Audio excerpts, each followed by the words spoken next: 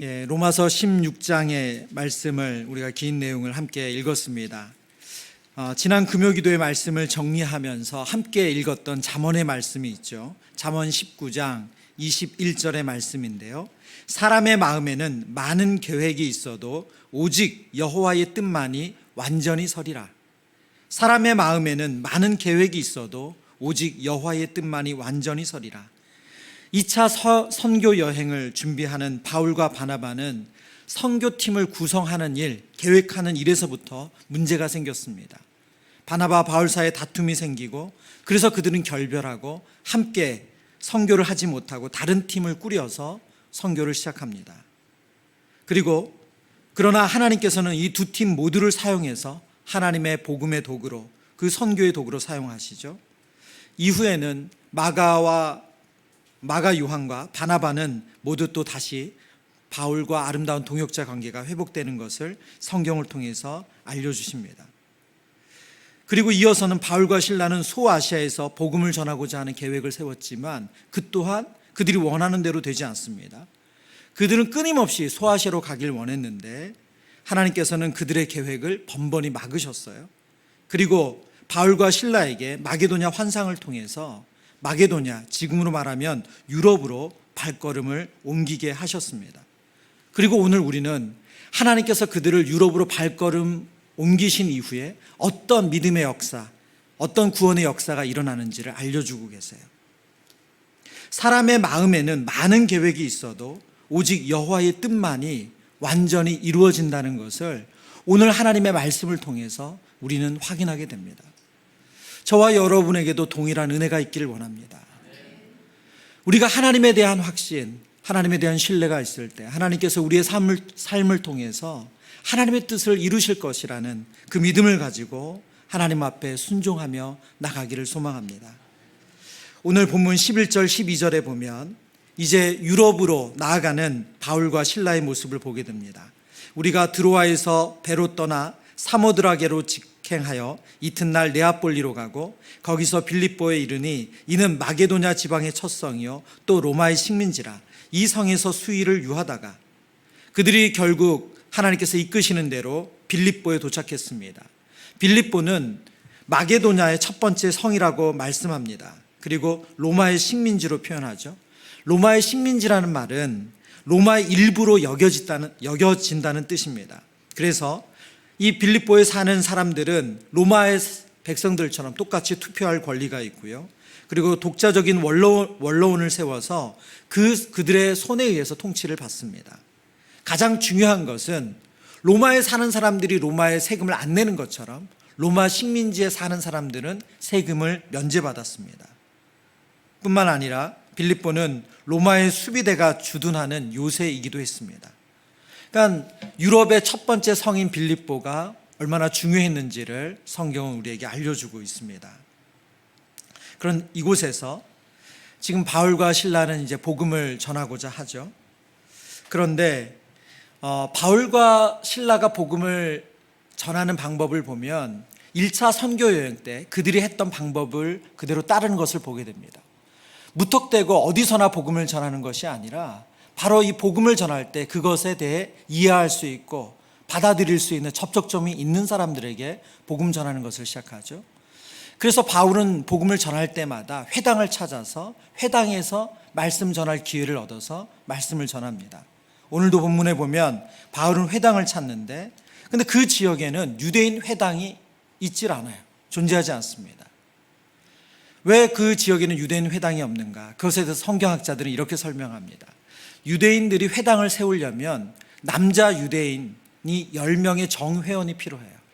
그런데 이 빌립보라는 성, 이 유럽의 이 도시에는 남자 유대인 10명이 되지 않는다는 거예요. 정회원이 될 만한, 회당을 세울 만한 그런 유대인들이 있지 않습니다. 그러니까 얼마나 이 도시가 말하자면 그 복음이 전해지기 어려운 땅인지를 알려주는 거죠. 그래서 그들이 선택한 것은 기도처였습니다. 13절 말씀을 볼까요? 함께 읽습니다. 안식일에 우리가 기도할 곳이 있을까 하여 문 밖 강가에 나가 거기에 앉아서 모인 여자들에게 말하는데, 안식일에 우리가 기도할 곳이 있을까 하여, 일반적으로 회당을 찾지만 회당이 없기 때문에 그들은 기도처를 찾았습니다. 그리고 그 강가에 있는 기도처에서 모인 여자들을 만납니다. 오늘 성경에 모인 여자들이라고 말하지만 이들 대부분은 바로 기도하기 위해 모인 여자들이죠. 바울과 실라는 그 기도처에서 기도하기로 모인 여자들에게 복음을 전합니다. 그리고 그 복음을 전할 때 하나님의 놀라운 섭리를 보게 돼요. 여러분, 저는 오늘 사도행전 16장의 말씀을 보면 바울과 실라가 하는 그 행동으로 열매를 맺어지는 게 아니라 어떻게 보면 바울과 실라가 하는 행동은 번번이 꼭 실패하는 것 같아요. 잘 안 되는 것 같아요. 그러나 놀랍게도 하나님께서는 그 모든 것을 예비하셨다가 다 이루시는 것을 보게 됩니다. 그것은 사도 바울의 1차 선교 여행 때도 똑같았죠. 우리가 그 본문을 살피면서 열매 맺게 하시는 하나님이라는 제목으로 말씀을 나눈 적이 있습니다. 오늘 본문도 똑같습니다. 그들은 회당을 찾았지만 회당은 없어요. 그래서 기도처에서 그들이 말씀을 전합니다. 그들이 말씀을 전할 때 놀랍게도 하나님께서 준비하신 영혼들이 있어요. 먼저 우리 빌립보에서 전해진 복음을 어떻게 하나님께서는 전하게 하시고 그 복음이 어떤 역사를 이루었는지 하나씩 보기를 원합니다. 첫 번째, 복음은 대상을 차별하지 않는다는 것입니다. 빌립보 성에서 맞이한 첫 안식일을 맞이한 바울과 실라, 회당이 없어서 강가에 있는 기도처를 찾았고 그곳에서 복음을 전할 때 바로 14절 15절 말씀, 하나님께서 이런 일을 일으키십니다. 두아디라 시에 있는 자색옷감 장사로서 하나님을 섬기는 루디아라 하는 한 여자가 말을 듣고 있을 때 주께서 그 마음을 열어 바울의 말을 따르게 하신지라. 그와 그 집이 다 세례를 받고 우리에게 청하여 이르되 만일 나를 주 믿는 자로 알거든 내 집에 들어와 유하라 하고 강권하여 머물게 하니라. 우리에게 루디아라는 이름이 너무 익숙하죠. 그래서 루디아 이름을 따서 많은 선교회나 공동체 이름을 짓지 않습니까? 근데 오늘 루디아가 어떻게 이 복음을 받아들여서 신자가 되었는지를 설명하는데요. 우선 우리에게 익숙한 이 이름인 루디아는 그녀의 실제 이름이 아니었다고 대부분 성경학자들은 이해합니다. 그 이유는 무엇이냐면 루디아는 루디아 왕국이라는 고대 그 왕국의 명칭이었다는 거예요. 지금 이 루디아가 있었던 자신이 어떤 옷감을 파냐고 설명하냐면 두아디라 시에 있는 자색 옷감 장사다 이렇게 표현하고 있죠. 그러니까 이 사람은 빌립보에 살았던 사람이 아니에요. 바로 바울과 실라가 원래 복음을 전하기 원했던 그 지역인 두아디라 지역, 그 지역에서 그가 옷감을 팔고 있었던 사람이었다는 거예요.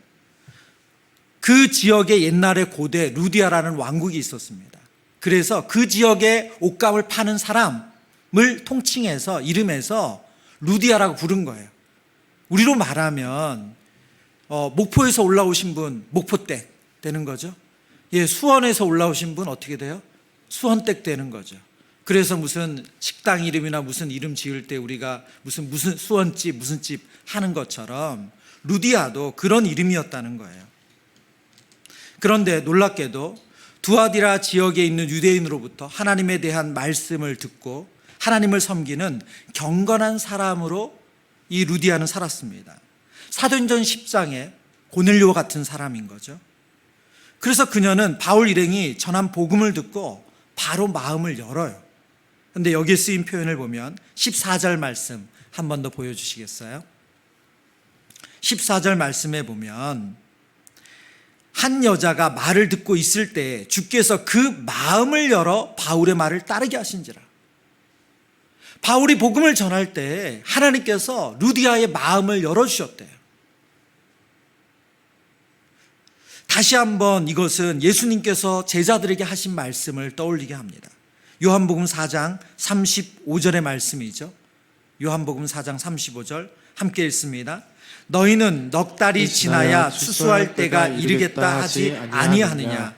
그러나 나는 너희에게 이르노니 너희 눈을 들어 밭을 보라. 희어져 추수하게 되었도다. 아멘.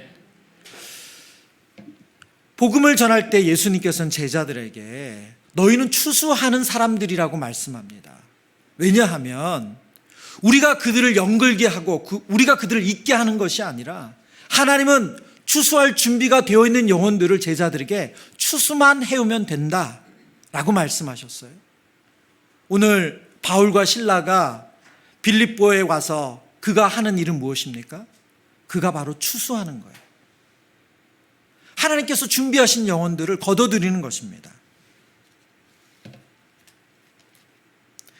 예수님을 믿어 영접하는 것은 성령의 역사입니다.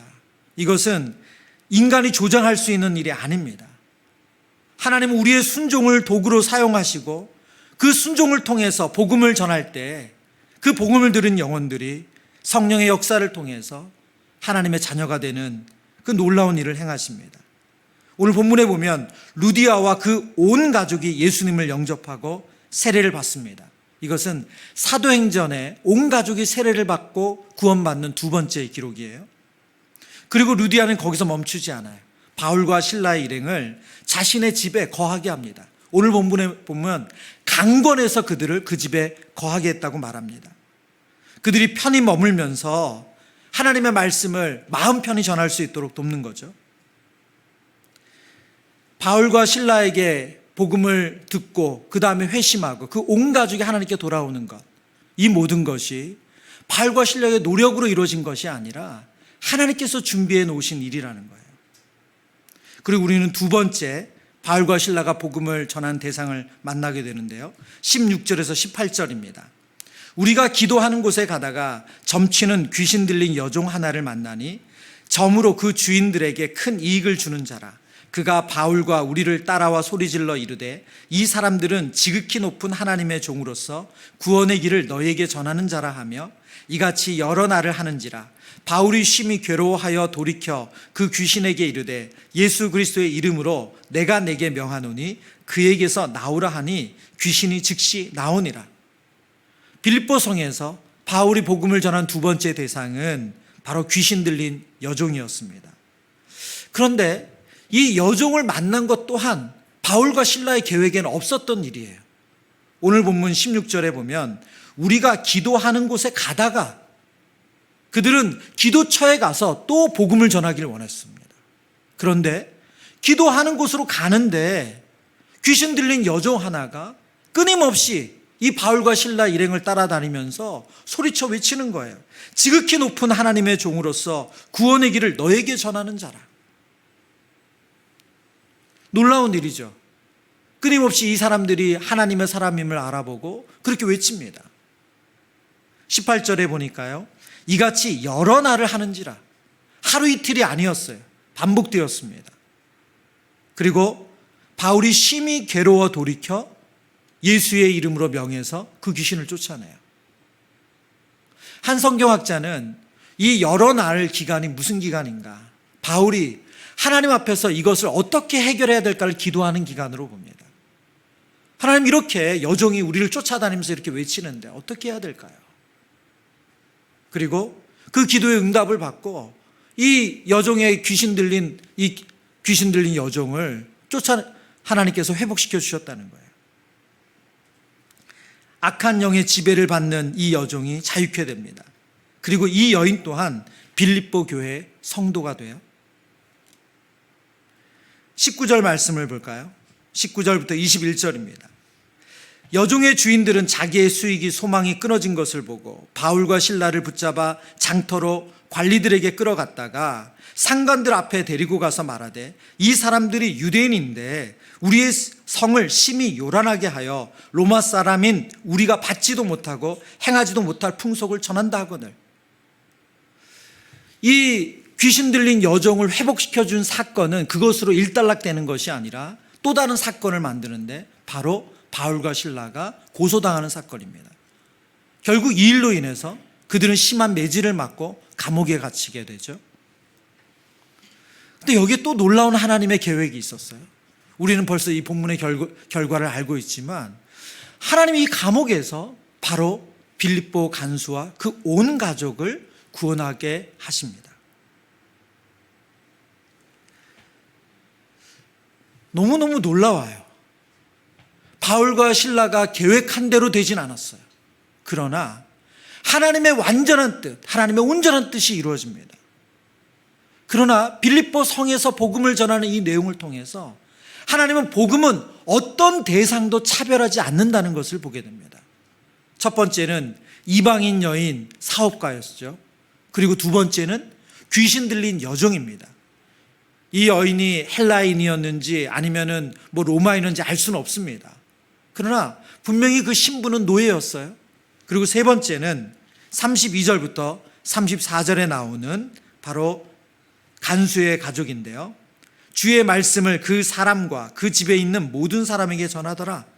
그 밤 그 시각에 간수가 그들을 데려다가 그 맞은 자리를 씻어주고 자기와 그 온 가족이 다 세례를 받은 후 그들을 데리고 자기 집에 올라가서 음식을 차려주고 그와 온 집안이 하나님을 믿음으로 크게 기뻐하니라.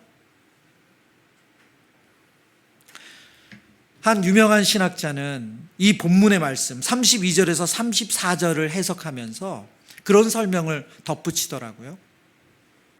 바울과 신라를 씻어준 그 물, 그 우물물을 가지고 그들은 복음을 받아들인 이후에 바로 그 물로 세례를 받았다는 거예요.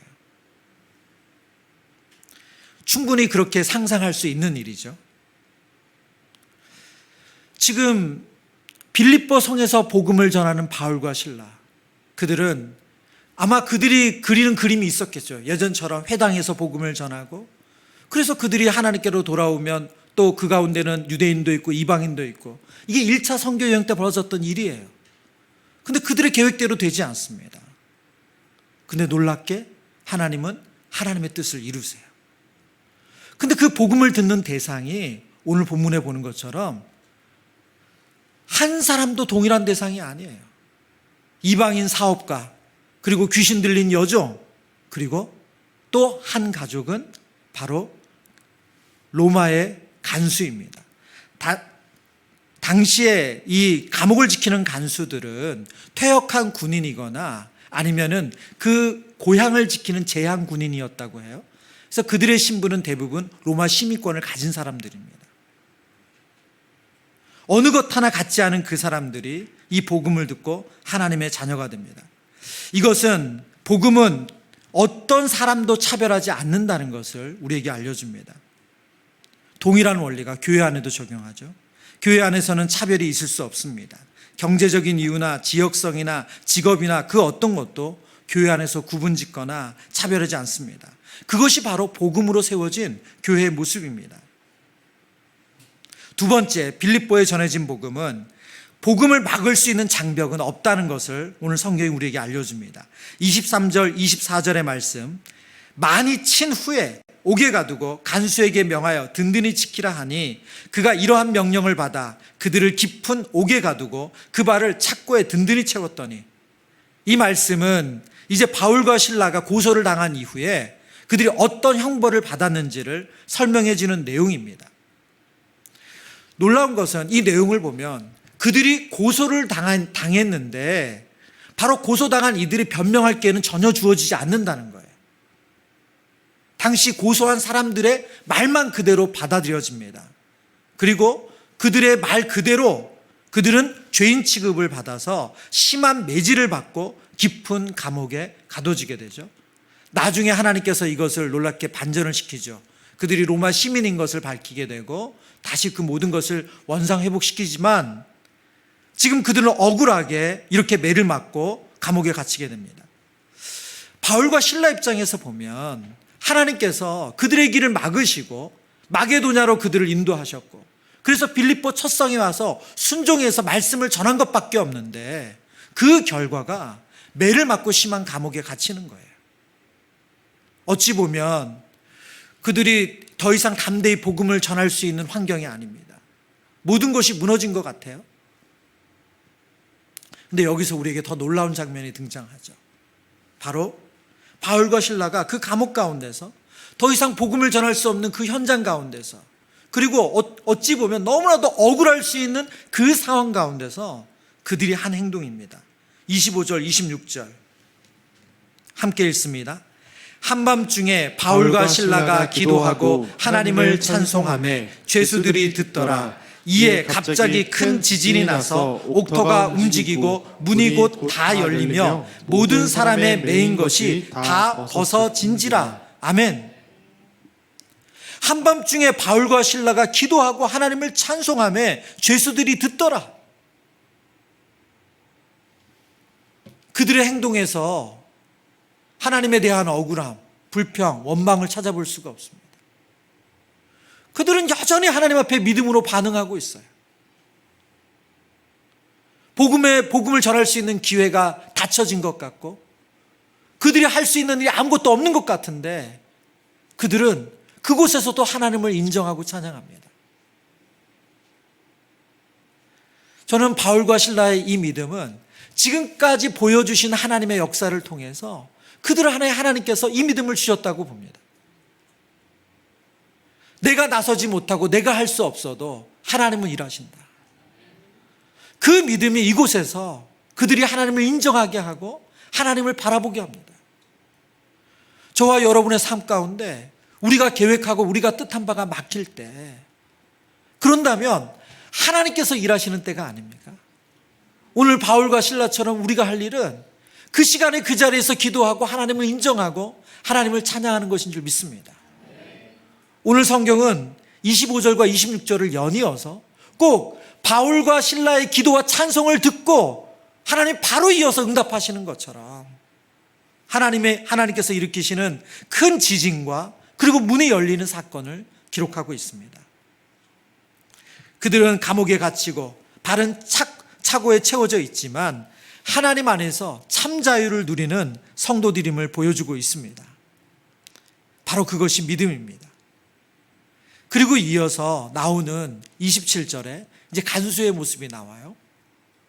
27절 말씀. 간수가 자다가 깨어 옥문들이 열린 것을 보고 죄수들이 도망한 줄 생각하고 칼을 빼어 자결하려 하거늘. 이 모습이 바울과 실라가 보여줬던 모습과 너무나도 대조적입니다. 억울함으로 보면 바울과 실라나 간수나 똑같지 않습니까? 자신들이 잘못한 일이 아니잖아요. 바울과 실라도 자결하고 싶은 마음이 안 들까요? 순종해서 하나님 뜻 가운데 애쓰다가 억울하게 누명을 쓰고 이젠 더 이상 아무것도 할 수 없게 팔에 쇠사슬이 묶여가지고 아무것도 할 수 없는 상태인데, 간수는 어떻습니까? 간수도 갑작스러운 사건으로 인해서 죄수들이 다 도망갔어요. 이제 당시 법으로 의하면 죄수가 도망가면 그들을 지키던 간수는 사형을 당할 수밖에 없어요.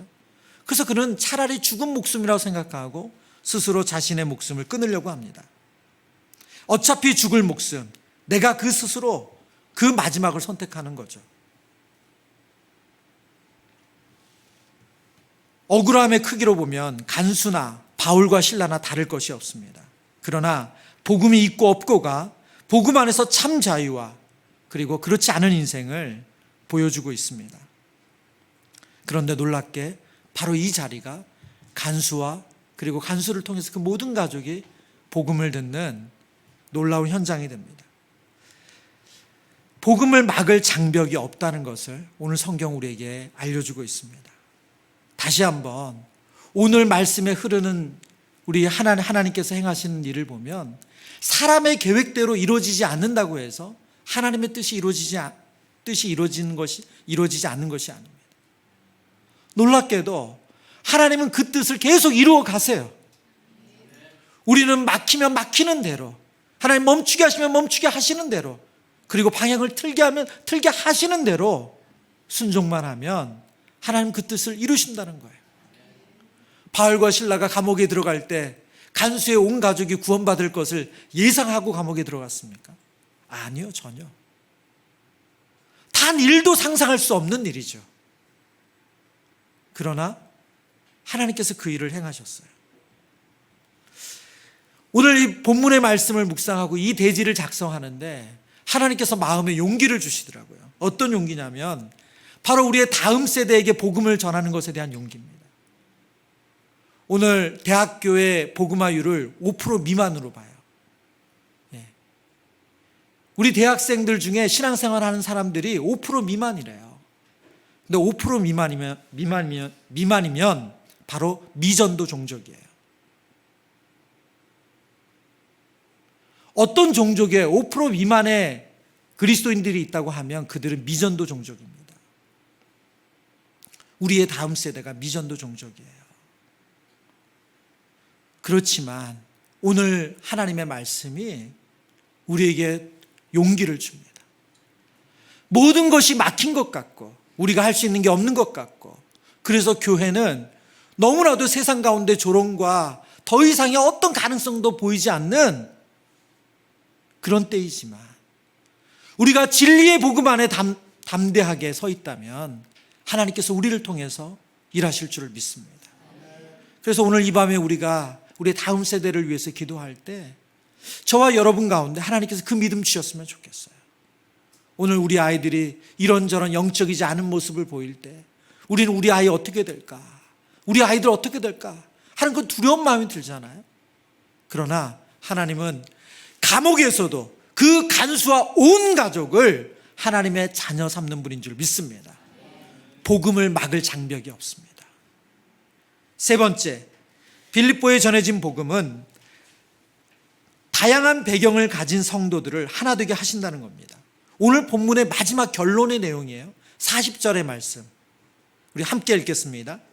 두 사람이 옥에 나와 루디아의 집에 들어가서 형제들을 만나보고 위로하고 가니라. 오늘 이 본문의 후반부의 내용을 보면 이제 바울과 실라가 감옥에 갇혀 있는 상태에 있다가 그들이 시간이 지나고 나서 관리들이 그들을 내보내라고 말해요. 아마 그들이 일으킨 그 행위와 행동으로 봐서 크게 문제될 것이 없고 충분히 매질도 했고, 그래서 그들을 성 밖으로만 쫓아내면 이 모든 것은 해결됐다고 생각했던 것 같아요. 그래서 그들을 성 밖으로 쫓아내라고 내보냅니다. 그런데 여기서 바울이 자신이 로마인이라는 이야기를 하죠. 근데 당시 나는 로마 사람입니다, 이 말은 오늘날 우리 아이들이 쓰는 표현으로 치트키예요. 모든 것을 해결하는 답이에요. 아무것도 그러면 이 사람들이 마음대로 할 수 있는 게 없어요. 그만큼 이 말의 메시지가 아주 강력합니다. 왜냐하면 로마인은 함부로 감옥에 가두거나 매질을 하거나 그렇게 할 수 없었기 때문에 그래요. 그래서 본문에 보면 그들은 그때부터 두려워하기 시작하죠. 왜 그러면 바울은 이때 이 사건이 종료된 이후에 자신이 로마인이라는 것을 밝혔을까? 존 스토트 목사님은 그 이유를 바로 빌립보 교회 성도들을 위해서라고 말해요. 바울이 다시 빌립보 교회를 이제 루디아의 집에 가잖아요. 그래서 자신이 전한 그 복음으로 세워진 교회가 이 이후로도 어떤 어려움이나 핍박을 받지 않게 하기 위해서 자신의 신분을 정확하게 밝히고 그 형제들을 위로하고 격려했다고 말합니다. 그런데 오늘 본문에 보면 40절 말씀 한 번 더 보여주시겠어요? 두 사람이 옥에서 나와 루디아의 집에 들어가서 누구를 만났다고 말하죠? 형제들을 만나보고 위로하고 갑니다. 이 형제들이 누구입니까? 바로 빌립보 교회 성도들이죠. 복음을 듣고 이제는 빌립보 교회 성도들이 된 사람들, 이 형제들을 만나보고 위로하고 간다고 말씀하고 있어요. 우리 첫 번째 말씀에서 전했지만 복음은 대상을 가리지 않죠. 귀신 들렸다가 회복된 여인, 바로 빌립보 교회 성도가 됐습니다. 이 형제들 안에 있지 않을까요? 그리고 그 밤에 자결하려고 죽으려고 했던 그 간수와, 그리고 그 늦은 밤에 다 복음을 듣고 세례를 받은 간수의 모든 가족들, 이 형제들 안에 있지 않을까요? 이 모든 사람들이 형제들이 돼서 그리스도 안에서 하나가 되어 있어요. 공통점은 눈 씻고 찾아볼 수 없지만 그들이 한 공동체가 되어 있습니다. 그들이 한 공동체가 될 수 있는 이유는 무엇입니까? 에베소서 4장 3절 4절 우리 함께 읽습니다. 평안에 매는 줄로 성령이 하나 되게 하신 것을 힘써 지키라. 몸이 하나요 성령도 한 분이시니 이와 같이 너희도 부르심의 한 소망 안에서 부르심을 받았느니라. 아멘. 그들이 하나인 이유는 그들의 문화나 언어나 그들의 직업이나 아니면 그들이 다른 것으로 하나여서가 아니라 바로 성령이 하나 되게 하셨기 때문에 그렇습니다. 성령이 하나 되게 하신 것을 힘써 지키라. 하나님의 자녀들에게는 하나님께서 약속하신 성령을 선물로 주십니다. 그리고 그 성령이 그들을 하나 되게 하세요. 그들이 할 일은 하나 되게 하신 것을 힘써 지키는 것입니다. 그들은 하나 되게 하신 성령의 음성에 귀를 기울이며 철저히 순종하는 것, 그것이 바로 그들이 할 일입니다. 말씀을 정리합니다.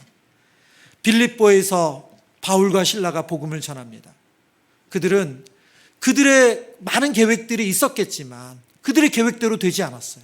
그러나 하나님의 뜻은 온전히 이루어집니다. 복음을 전할 때 복음은 그 어떤 대상도 차별하지 않습니다. 돈이 많은 사업가나 그리고 귀신 들린 여종이나 혹은 감옥에 있는 간수나 그 어떤 사람도 가리지 않습니다. 그리고 복음은 복음을 막을 수 있는 어떤 장벽도 없습니다. 하나님 그 모든 장벽을 넘어서 그 영혼을 하나님의 자녀 삼으십니다. 그리고 그 복음은 다양한 배경을 가진 성도들을 성령 안에서 하나 되게 하십니다.